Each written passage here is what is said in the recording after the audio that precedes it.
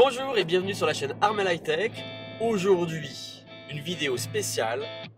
On est à 3 jours de recevoir notre premier véhicule électrique. Qu'est-ce qu'il nous reste à faire? Générique!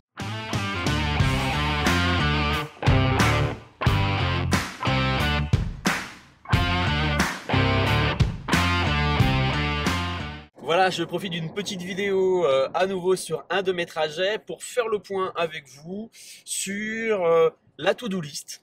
Qu'est-ce qu'il nous reste à faire à quelques jours de recevoir nos voitures?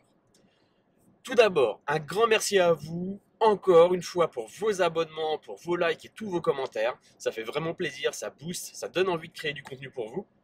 Donc n'oubliez pas, comme d'habitude, le petit j'aime, le petit commentaire si vous avez des questions à me poser ou si vous avez des remarques à me faire, l'abonnement, la petite cloche. N'oubliez pas la petite cloche, car nous allons recevoir nos 2 voitures cette semaine, la Volkswagen ID.3 mercredi et je réceptionne la Tesla vendredi. Forcément, il va y avoir du contenu qui va arriver, les livraisons, les premières impressions, les premiers essais, etc. Et si vous ne voulez rien rater, cochez la petite cloche pour être notifié lors de la publication de ces vidéos. On en revient au sujet de cette vidéo. On va recevoir les voitures et c'est vrai que ça fait quelques jours que je me triture un petit peu l'esprit en me disant bon, est-ce que je n'ai rien oublié? Est-ce que j'ai pensé à tout? Et je vais essayer d'aborder avec vous ces différents points. Peut-être que ça vous aidera dans vos futures livraisons ou aussi pour vous donner des informations si vous souhaitez passer à la voiture électrique. Alors le premier point, je l'ai déjà abordé dans des vidéos précédentes, mais j'insiste dessus, c'est la recharge. La recharge. On va passer de modèle, c'est fini le plein à la station-service. D'ailleurs, j'ai fait mon plein de la voiture juste avant de partir sur mon trajet. J'ai les doigts qui sentent le gasoil. Voilà, vivement que ça change. Donc oui, la recharge. Vous avez forcément des questions à vous poser. Quels sont mes trajets? Quel va être mon besoin quotidien de recharge de batterie? Est-ce que je dois recharger toutes les semaines, tous les jours, plusieurs fois par jour, etc. En fonction de votre utilisation, de votre kilométrage. Donc il faut vraiment vous poser ces questions-là et à partir de là, comment est-ce que je vais pouvoir me recharger? Est-ce qu'une recharge à domicile est suffisante? Si elle est suffisante, quel type de puissance vais-je avoir besoin? Est-ce que j'ai besoin d'une charge rapide ou pas? Pas forcément d'ailleurs, il faut vraiment vous poser cette question-là. Moi, je pense que en moyenne, on va sur mon véhicule recharger 35 à 45 kWh par jour parce que je roule beaucoup avec le véhicule. Madame, je pense qu'on va faire 2 recharges par semaine et on va peut-être la recharger 15-20 kW à chaque recharge. Dans son cas, sans doute, son UMC standard va servir, mais comme on est sur la voie publique, on a préféré installer une borne de recharge. Je vais vous mettre en fiche les 2 vidéos où je vous explique un petit peu comment on va recharger et la borne de recharge qu'on a installée. Voilà, donc pour moi, c'est vraiment le point. Donc celui-là, il est check. La borne chez nous est installée. On est prêt à recharger. Deuxième point qui est important pour moi, c'est votre abonnement électrique. Quelle est votre consommation électrique actuelle? Quelle puissance vous disposez sur votre compteur actuellement? Car à partir du moment où on va commencer à brancher nos véhicules électriques, on va tirer de la puissance et il faut que votre compteur l'accepte. Dans notre cas, on a un compteur à 6 kVA. On chauffe la maison au gaz de ville, l'eau chaude est au gaz de ville aussi. Donc notre compteur électrique ne nous alimente que pour tout ce qui va être télévision, ordinateur, chargeur, le four électrique, pour les frigos, le congélateur. On n'a pas une consommation qui est énorme. Mais si je veux pouvoir recharger à 7,5 kW sur la borne, il faut que j'augmente la puissance de mon abonnement. Donc on va passer l'abonnement à 9 kVA. Malheureusement, ce ne sera pas prêt pour la livraison des voitures, parce qu'on n'avait pas anticipé que les voitures seraient prêtes aussi rapidement. J'ai vu avec notre opérateur. On est pour l'instant avec Engie. Engie n'a pas la main et en fait a fait la demande de modification de puissance du compteur. Comme on n'est pas en compteur Linky, ils ne peuvent pas le faire à distance, donc on est obligé d'avoir une intervention d'Enedis pour venir. Ils devaient venir vendredi dernier, finalement ils viendront en fin de mois. Donc pendant 10 jours, je vais devoir limiter la puissance de la borne pour ne pas dépasser les 4-5 kW pour que notre compteur ne saute pas. Troisième point ou deuxième point bis, quel abonnement? Je vais vous mettre en lien la playlist de France Électrique qui a fait plusieurs vidéos comparatives sur différentes offres d'abonnement. Et plusieurs opérateurs d'électricité font des offres voitures électriques et je trouve que ces vidéos sont assez bien faites et démystifient certaines choses et il faut vraiment aller regarder dans le détail, savoir si les offres des opérateurs sur les voitures électriques sont vraiment compétitives ou non. Vous pouvez aussi en profiter dans votre réflexion pour vous dire je vais changer d'opérateur. Nous c'est prévu, je vous ferai une vidéo dédiée pour et je vous expliquerai pourquoi on va changer d'opérateur électrique. Ensuite, l'assurance voiture. Donc bah voilà, il faut absolument prévoir votre assurance voiture.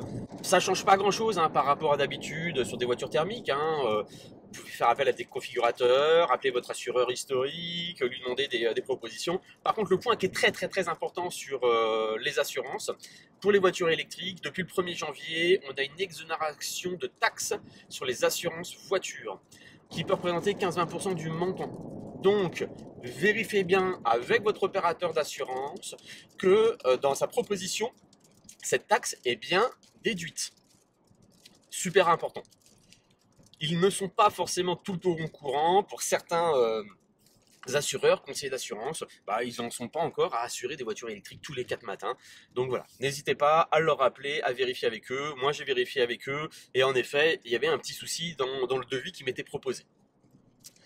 Pour l'assurance, évidemment, il va vous falloir votre plaque d'immatriculation, donc la copie de la carte grise et donc du certificat d'identification provisoire du CPI. Pour la Volkswagen, pas de souci, la voiture avait déjà été immatriculée, donc là-dessus on est tranquille, l'attestation d'assurance est en cours.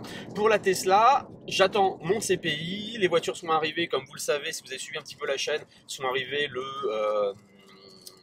12, oui, sont arrivées lundi en France, pour les livraisons qui me concernent avec la Standard Range Plus. Et donc il faut que la voiture maintenant arrive à la concession, que la concession fasse la demande à l'administration pour avoir le certificat d'administration. Je pense que j'aurai ça en début de semaine. En général, les Tesla Center vous livrent les CPI 2-3 jours avant la livraison. Soyons patients. De toute façon, mon assureur m'a dit, moi je t'envoie le certificat d'immatriculation même le jour J s'il y a besoin. Voilà. Dès que j'ai le numéro d'immatriculation, j'aurai mon attestation d'assurance. Et d'ailleurs, Tesla va m'exiger le certificat d'assurance comme n'importe quel concessionnaire. Donc pour la Volkswagen ID3, il va falloir aussi qu'on vienne avec notre permis de conduire, notre certificat d'immatriculation, etc. Et un règlement, si y a un règlement partiel. Pour l'ID3 par exemple, on va faire un apport, donc il va falloir qu'on vienne avec cet apport. Pour la Tesla, je finance sans apport en dehors de l'aide du bonus écologique, et là c'est Tesla qui se débrouille pour le récupérer. Et comme je passe par la LOA, Tesla voit directement avec le Crédit Agricole pour le règlement de la voiture. Voilà, donc dans la to-do list, on coche cette étape-là. Point important aussi, notamment pour les Tesla. Checkez la voiture quand vous allez la réceptionner. Vérifiez qu'elle est conforme, que tout correspond bien à ce que vous avez demandé, validé, que les accessoires que vous avez pu commander sont bien présents, les tapis. Vérifiez bien, notamment pour nous les voitures électriques, si vous avez bien votre câble T2, qui est obligatoire en France. Par contre, l'UMC, le chargeur domestique, n'est pas forcément livré de série. Par exemple, chez Volkswagen, c'est une option. Normalement, on doit l'avoir. Sur votre Tesla, pareil, vérifiez bien tout ça. Sur les Tesla, c'est un petit peu plus particulier. Je pense que si vous avez regardé un petit peu sur la YouTube sphère, les check-ticks sur les Tesla sont importantes à faire parce que la livraison chez Tesla est expéditive. Contrairement à l'expérience que l'on va vivre avec Volkswagen, voilà, on va avoir notre conseiller qui va y passer un temps important avec nous, va tout nous montrer, tout nous expliquer, fonctionnement de la clé, des accessoires, comment attacher le kit pour se faire tracter la voiture, tous ces petits détails. Voilà, c'est comme pour les voitures thermiques habituelles, on est sur des concessionnaires et là il y a un accompagnement qui est réel. Voilà, mais vérifiez qu'il n'y ait pas de petites rayures, qu'il n'y ait pas d'éclats, etc. Chez Tesla, comme je vous disais, c'est différent. Parce que là, on va arriver, on va signer les papiers, ils vont nous dire voilà les cartes, et faites le tour de la voiture, et si quelque chose ne va pas, revenez vers moi. Excusez-moi pour le bruit, je ne sais pas ce que ça va rendre à l'audio, mais là il pleut assez fort, donc j'espère qu'au montage j'arriverai à vous atténuer ces bruits. Et donc pour Tesla, souvent on peut trouver des checklists qui déroulent une cinquantaine, une soixantaine de points à vérifier. Je dirais que les principaux points qu'il va falloir que je vérifie sur la Tesla, c'est tout ce que je ne peux pas dire ou signaler après la livraison. Je m'explique. S'il y a une rayure sur la voiture, je ne la signale pas avant le départ. Si je pars avec la voiture, Tesla pourra me dire, et ils auront raison, il n'y a pas de garantie que la rayure a été faite chez nous. Donc vous avez une rayure, tant pis. Et ils n'auront pas tort. Donc il faudra vraiment penser à faire le tour de la voiture, la carrosserie, comme les voitures arrivent par bateau notamment. Allez vérifier, n'y ait pas de rayures sous les pare-chocs parce que c'est une voiture qui est quand même assez basse. Donc elle peut avoir les sous-bassements qui peuvent être rayés, etc. Vérifier qu'il n'y ait pas d'éclat de peinture, etc. Vérifier les ajustements. Alors il semblerait que les modèles chinois sont mieux ajustés que les modèles qui viennent de l'usine de Fremont. Vérifier les ajustements. Vérifier à l'intérieur qu'il n'y ait pas de tâches, que tout est bien propre, qu'il n'y ait pas de traces de gras. Ça a été signalé sur certains retours comme ça où les opérateurs, en nettoyant la voiture, en la préparant, la personne n'avait pas les doigts propres et puis hop, met ses doigts sur les montants et puis laisse des grosses traces de doigts bien noirs. Voilà, donc vérifiez tout ça, vérifiez que l'écran fonctionne, vérifiez que vous appareillez votre téléphone, que les deux clés, les deux cartes qu'on va nous remettre fonctionnent bien, voilà. Donc tout un petit tour pour vérifier, mais voilà, mais l'essentiel c'est de se dire, vérifiez tout ce que vous ne pouvez pas signaler dans un deuxième temps. S'il y a un bug informatique, ça vous pouvez le signaler dans un deuxième temps. S'il y a une rayure, bah, malheureusement on n'aura que nos yeux pour pleurer. Voilà, donc je pense que je vais réviser quand même un peu cette semaine, hein, parce que j'avoue, j'ai la pression, je commence à devenir super impatient. J'ai mon parrain Loïc qui m'a envoyé un message hier soir en disant « Ça va? T'es pas trop impatient ?»« Ah si Loïc, si, je suis au taquet là !»